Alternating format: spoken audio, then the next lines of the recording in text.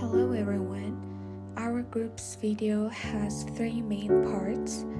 First part is about vegan food, and second part is about typical environment, and third part is about dinosaur eggs and footprints.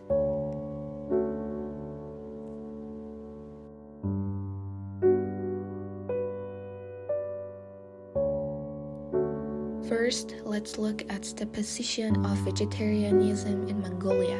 Some people say that the Mongolian cuisine is not appropriate for the vegetarians. Mongolia's territory is represented by a plateau and the climatic conditions are very hard.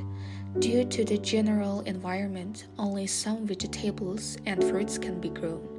It's known that a diet based exclusively on fruits and vegetables is healthier and that the red meat causes many problems. But the Mongolian vegetarians in the countryside must resume their diet to soy, protein, carrots, onions, and some other types of root vegetables. Also, rice and cheese might be an option for the vegetarians. Surviving in this environment requires a diet based on consistent foods, mostly based on meat. The Mongolian cuisine is poor overall, and the small number of vegetarian recipes is evidence of this fact. I really agree with that. Mongolia doesn't have a strong food culture, and local vegans have told me that this is one reason why they didn't find it so difficult to change their diet. Food just doesn't carry as much importance here as it does in other countries. People eat food because they have to in order to survive, but they don't think that much about it.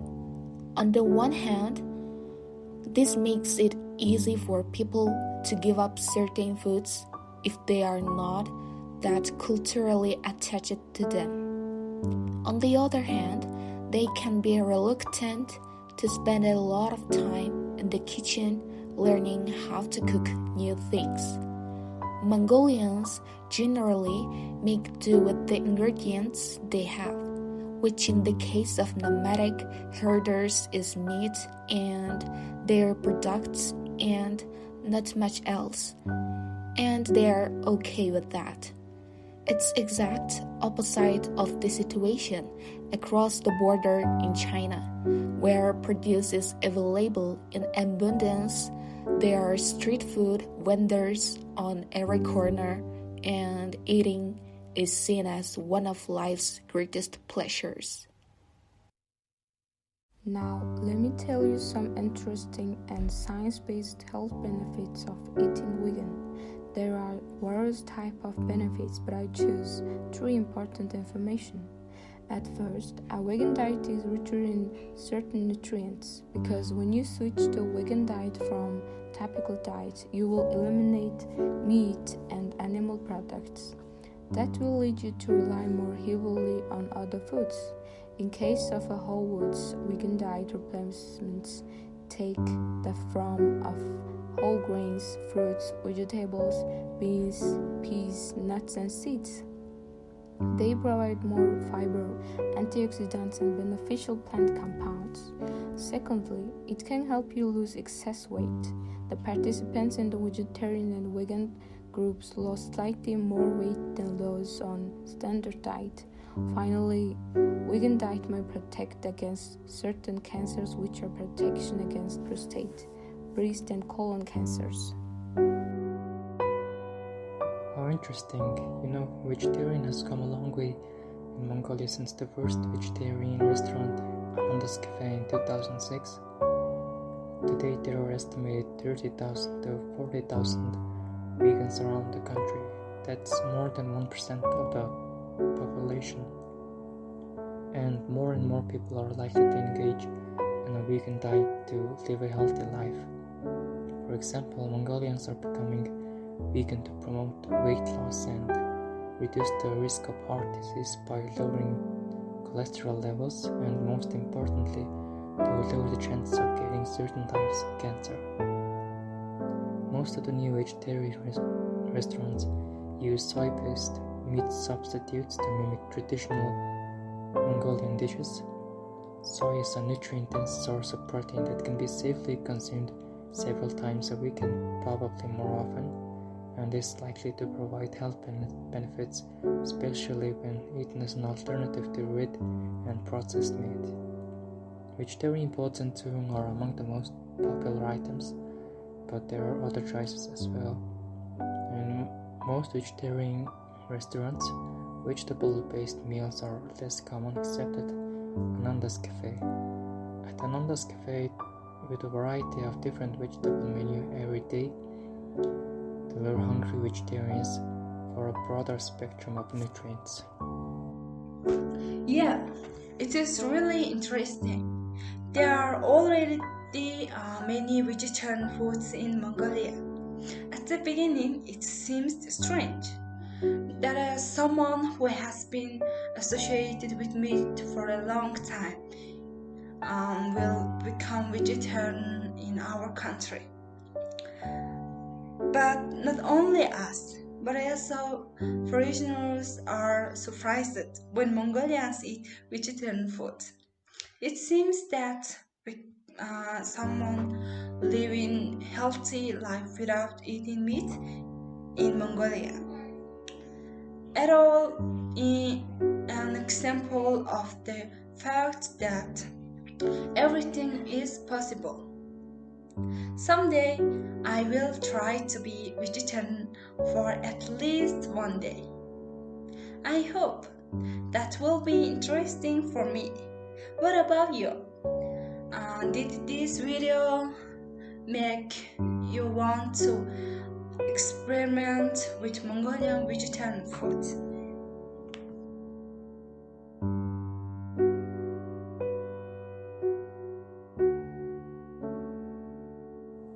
Speaking of salaries in Mongolia, about work environment stress, the citizens work longer hours than other developing countries for less money, without experiencing the same level of benefits that these countries enjoy.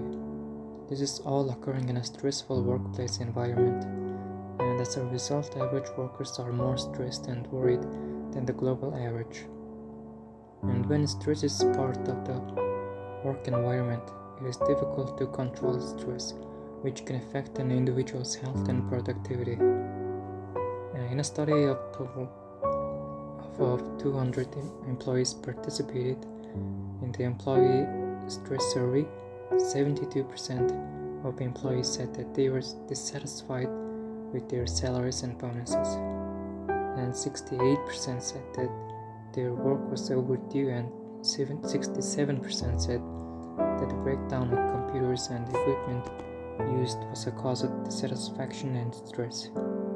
A large number of 82% of employees said that financial problems are the main cause of stress, which means that the work environment stress is directly tied into the salary.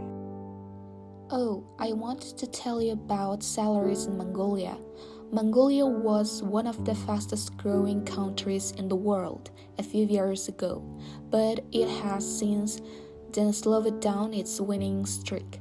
However, the country remains attractive for adventurous people and some specific economic sectors. Mongolia has one of the lowest minimum wages in Northern Asia. It's slightly lower than Russia and lower than China. The current minimum salary in Mongolia, Ulaanbaatar, of just 420,000 Mongolian tugrux, or roughly $120 per month as of January 2021. The average salary in Ulaanbaatar is of roughly $400. It's a very low figure. Therefore, Mongolia rarely attracts Western expats.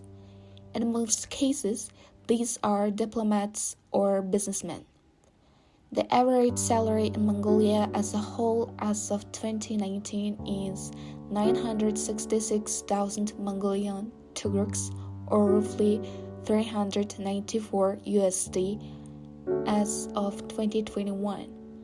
The tendency for Mongolia is to continue to experience salary hikes, both in minimum wages as in average figures. The country's economy is still heavily based on natural resources.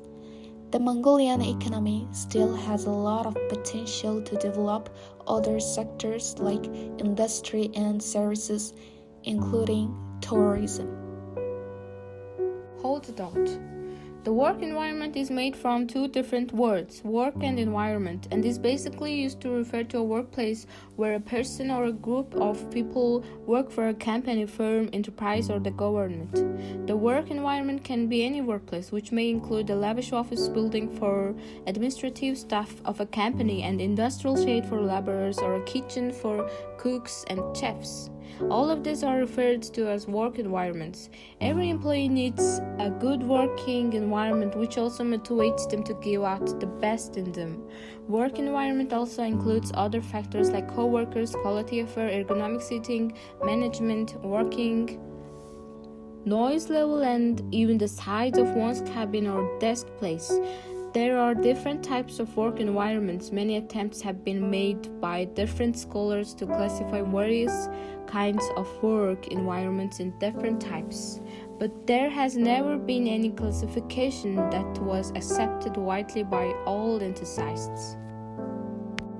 Now I'm going to give you all some information about Mongolia's social relationship in the workplace environment. Firstly, if you have decided to work in Mongolia and want to know what kind of roles you have to focus on in the workplace, half of the importance depends on what company you are committed to work for, and the rest of it are your goals, missions, and vision of the organization. The reason why is related to the company you choose. Almost every work office or workplace you focused on, you get done what you achieved to do the time off from work. But some peers might be a few years older than you, which means there are two options. First, they will help you with functions that you don't know how to do. Lastly, older ones that give all their things on your back just because you are the new and younger one. But that doesn't mean give up, but work harder as you can, thus you will let them know how passionate you are. In the end, the co-workers are possibly generous and warm to you, but unfortunately, sometimes they are unpunctual and irresponsible. If you are the kind of person who gets stressed easily, I advise you to be calm as you can, because this happens regularly, and somehow there are extraordinary reasons that you won't cause you to be late, which is traffic jam. If you plan a meeting and catch bad traffic, let them know that you are going to be late ethically, because they also can take your apologies as a kind way. As I was researching, I learned that Mongolia's Gao Desert is the largest dinosaur fossil reservoir in the world. Since the early 20th century, there have been more than 80 different dinosaur fossils discovered. There's a great reason why there are so many rich discoveries in Mongolia. The Gao Desert was once a paradise for plants and animals, including dinosaurs, with vast valleys, freshwater lakes, and a humid climate. Many say that it was also a site of mass extinction, where an avalanche-like sudden landslides both swept dinosaurs away and preserved their remains. Mongolia was the place that answered the long-standing question among scientists and paleontologists. For years there was a debate over whether dinosaurs gave birth to live young or laid eggs. So in 1920, to answer the question, the discovery in the Gao Desert first proved that dinosaurs laid eggs, and one of the biggest dinosaur footprints were discovered in the Gao Desert. So what do you know about dinosaur footprints? One of the biggest dinosaur footprints ever recorded has been unearthed in the Gobi Desert, researchers said Friday, offering a fresh clue about the giant creatures that roamed the Earth millions of years ago. A joint Mongolian-Japanese expedition found the giant print, which measures 106 centimeters long and 77 centimeters wide, one of several footprints discovered in the West. Mongolian desert. The huge fossil was discovered last month in a geologic layer formed between 70 million and 90 million years ago, researchers said. It was naturally cast as sand flowed into dents that had been left by the creators stomping on the once muddy ground. The footprint is believed to have belonged to Titanosaur, a long-necked dinosaur, and could have been more than 30 meters long and 20 meters tall, according to researchers. This is a very rare discovery as it's a well-preserved fossil footprint that's more than a meter long with imprints of its claws, said a statement issued by Okayama University of Science. The Japanese university has been involved in the study with the Mongolian Academy of Science. Do you know what the biggest discovery was? The geopark tour. It was so adventure. In addition to the dinosaur fossil in Mongolia, does anyone know about there are elongated eggs too? I found it's named Gobiolitus, an genus of fossil bird egg native to Mongolia. They are small, smooth-shelled and elongated eggs that were first discovered in the 60s and early 70s during a series of fossil hunting expeditions in the Gobi Desert. Two species have been described, Gobiolitus minor and Gobiolitus major. The eggs were probably laid in colonial nesting sites on the banks of rivers and lakes.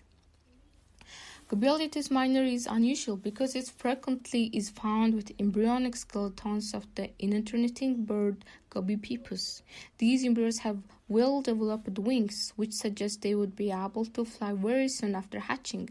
Unlike most modern birds, Gobiolitus eggs are small and smooth-shelled. They are asymmetrically shaped, similar to many modern bird eggs, with one end pointier than the other. Gobiolitus is found in the Gobi Desert in Mongolia. More specifically, the fossils are. In 1996, a large-scale field survey was conducted to uncover 2,800 footprints, basins, and identify thousands of natural features and imprints. Since then, more than 18,000 lines have been found in Shartsava. More than 80 small carnivorous dinosaurs could be seen flocking together. Wow, it's surprisingly such a physical monument which proves the existence of dinosaur herds is currently found only here. This is truly a proud discovery for Mongolians. Therefore, scientists from the Institute of Paleontology and Geology of the Mongolian Academy of Sciences have been raising the issue of protecting the Shartsau dinosaur footprint on the ground since 2010. In 2014, it was inscribed on the UNESCO World Heritage List. Most importantly, it's important to strategically protect these sites of special interest for research, analysis, and cognition in order to preserve the tangible heritage of Mongolian and world scientific research. Protecting paleontological sites by combining them